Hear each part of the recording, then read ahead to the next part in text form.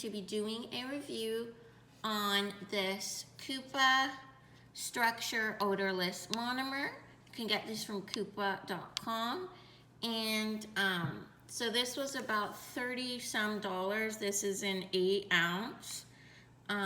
So yep, that's the price for this. And then they also sent me a little gift here. This is a little stainless steel file, and the packaging is so pretty. You guys can see this here. Look how beautiful the packaging is. Super pretty.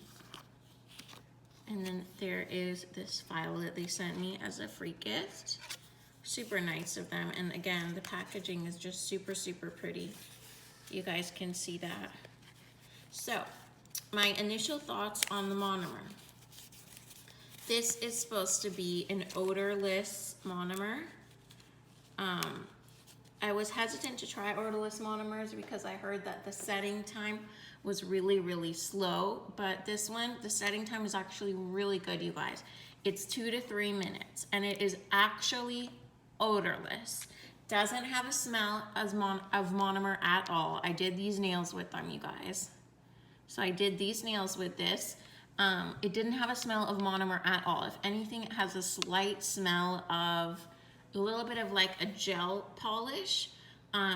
So I highly, highly recommend this one. It doesn't smell at all. The only thing is that there is a little bit of a learning curve with the liquid to powder ratio. I looked online and did some research, and a lot of people said that you need to use this as a dryer system. So I will be doing that. I'm gonna attach some clips here of me trying to build nails on nail forms. It was a bit difficult just because I'm figuring out the liquid to powder ratio, but if you guys are looking for an odorless monomer, I think that this is probably the best one. It doesn't need a lamp to cure.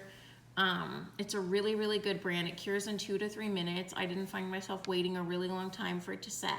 I know other ones are like 5 minutes, so 2 to 3 minutes is really, really good. It's clear.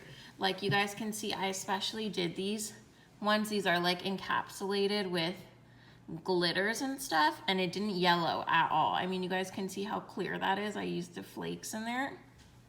It didn't yellow at all.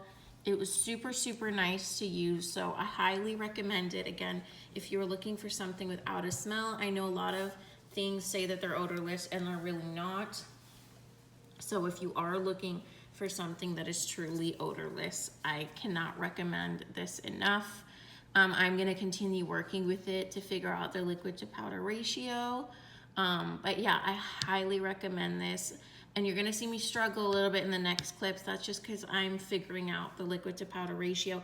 I do believe you need to work a little bit drier with this, like not to use a lot of liquid, but again, it does not smell. So you place it on the nail, and then there is a tacky layer that you need to wipe off once the nail has cured, similar to the tacky layer that you get with those top coats, the gel top coats that aren't no wipe. So just wipe it off with the lint-free wipe and some rubbing alcohol, and you are good to go. So highly recommend this one, you guys. I am gonna be using it in my upcoming videos. Let me know what you guys think. Have you guys used odorless monomers before? This one I have heard that it works universally with all powders. I did use an assortment of powders when I was testing it with nail forms, and it worked fine with all of them.